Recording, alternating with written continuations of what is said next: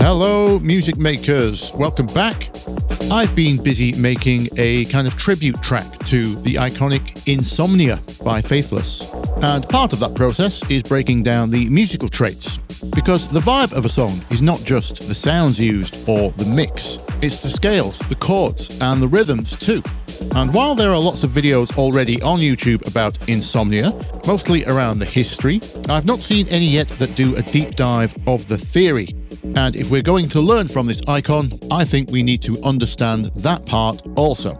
So, let's go. Okay, here is said iconic riff. Well, my little recreation of it anyway.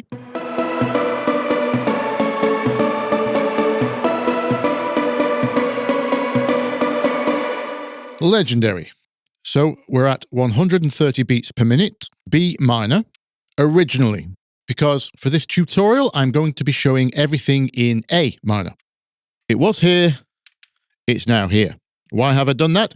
That's because A minor just uses all the white notes. So for everyone watching who doesn't know the B minor scale, you don't need to. Minor is minor. Why not just keep it easy and simple for everyone to follow along? So you're looking at it in A minor, all the white notes. However, we will be listening to it in the original key, because in the background here, all the MIDI is being shifted up by +2 as it plays back, so just be aware of that. But the only things we need to be concerned with are the 7 white notes.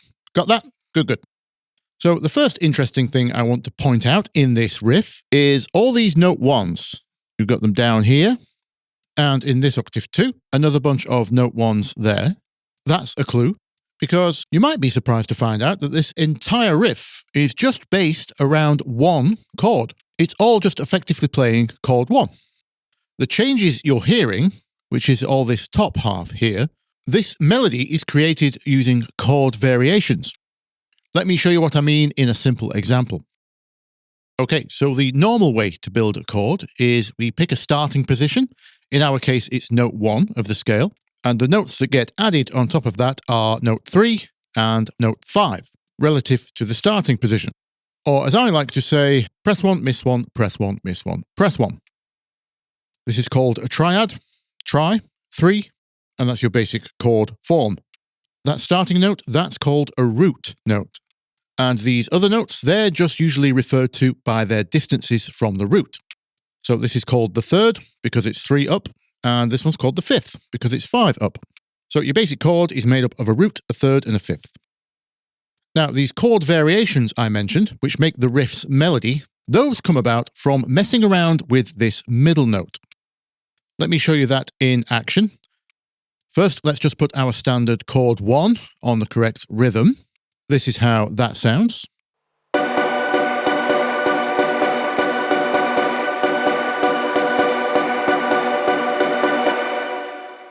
But if I start to change this middle note to other notes of the scale, like so, this happens.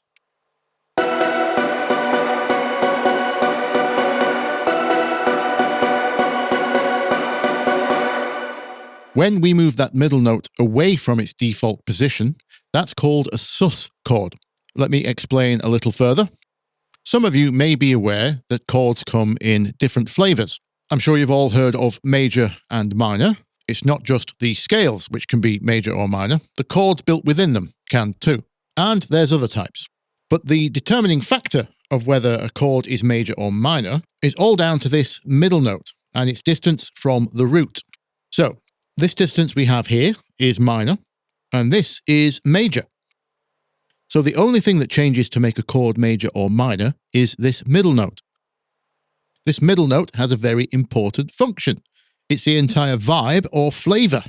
But what happens if this middle note were to leave its duties or abandon its post, if you will? What happens when it's not a third above the root? If it lands on either note 2 or note 4, that's called a sus chord or suspended chord. The reason it's called that is because these positions create a lot of tension. It sounds kind of unfinished. And this one too. This is because the middle note always wants to pull back to its natural state, note 3. Therefore, any other position is suspenseful. This wants to pull upwards, this wants to pull downwards. This is resolved. Hopefully you're hearing that. Suspense. Resolved. So now you know these variations are called suspensions. And it's the swapping between these chord variations that gives the riff its melody. As for the actual names, when the middle note is in the 2 position, that's a sus2, suspended second, and when it's on note 4, that's a sus4, suspended fourth. Now, back to the original riff, you might notice this doesn't look like the 3-note chords I was showing you earlier. If you ignore these bounce-off notes in the lower octave, instead we have just 2 notes at a time. So no triads, but don't let that confuse you. This actually makes things a little simpler. Because as I said earlier, the main vibe, the main flavor is determined by this relationship between the root note and where the 3rd is. We don't actually need the 5th if we don't want.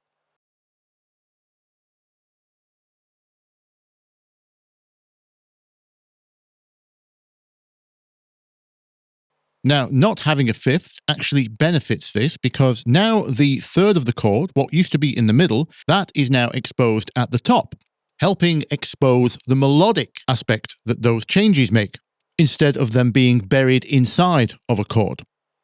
The last bit I haven't addressed yet is how this note 1 occasionally drops down to note 7 temporarily. Does this mean that the riff is occasionally moving to chord 7? I don't think so, because as we can see at the bottom, those bounce-off notes don't move with that. They are staying on the 1, while this note 7 does have a separate role once the track drops. While the riff is played alone before that, I'm just going to class this 7 as adding a 7th to the 1 chord. Just like this, adding a 7th on top of chord 1. That's how I hear it. If you want to know more about chords, including extensions, I recommend this video. So that covers the riff as it first comes in on its own. Next, let's look at what happens for the big drop.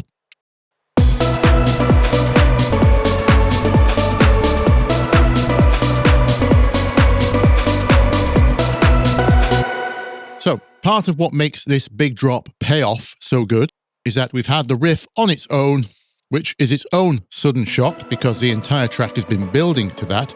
Everyone's got their hands in the air, primed and ready, and then in come the drums and the bass, and off we go.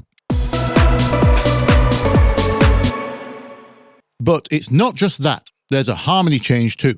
When this anthem first comes in, I did mention the entire riff is effectively holding chord 1, or variations of chord 1. That's its own form of tension, and that gets released when we drop, because now the chords are moving. Can you hear it?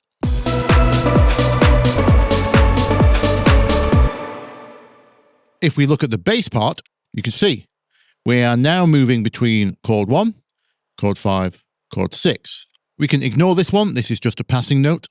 Chord 1, chord 5, chord 6. So it's a 1, 5, 6 chord progression now. There's a pad part here backing up the bass. As you can see, notes 1, 5, and 6. So the riff in the drop now has a chord progression. However, if you look at the riff,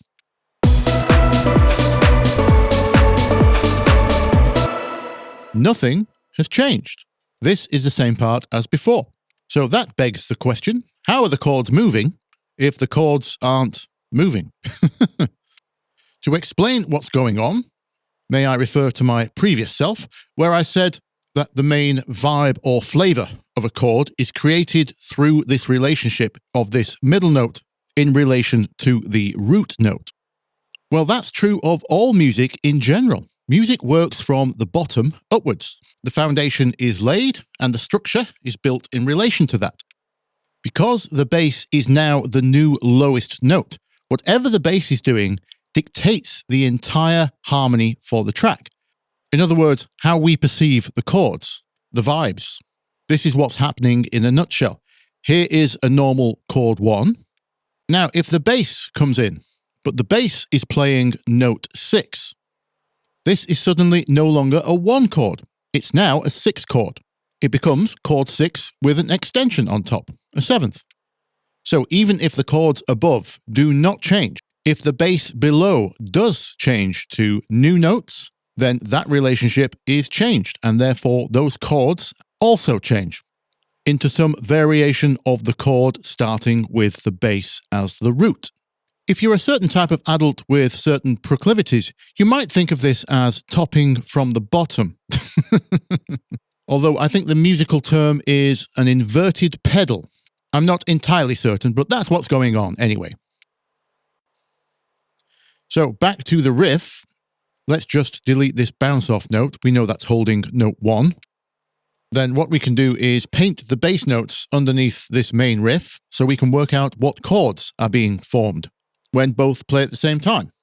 So we know everything starts on chord 1, including the bass. The first bass change is here. It's playing note 5 for this length of time, and then it moves to note 6. So with the bass playing note 5, what chord does this make? Well, this is just chord 5, normal chord 5. Remember? Press 1, miss 1, press 1, miss 1, press 1. So that's just chord 5. The riff originally started on note 7, but now with the 5 underneath, it just happens to make chord 5. Now, as for what happens when we move to chord 6, bass note 6, we can see this isn't the standard 1-3-5 pattern, press 1, miss 1, press 1, etc. This is a suspended second variation of chord 6. Because as you can see, chord 6 would normally be here, but the middle note is on 2, not 3. That is a suspended second. Now, as for this movement up here, I'm not going to go into the technicals of what chord this makes. Seeing as the flavor of this entire section here is just chord 6 sus 2, let's just call that one a passing note. And we're back to chord 1. Then the bass notes change over here. Let me draw those in.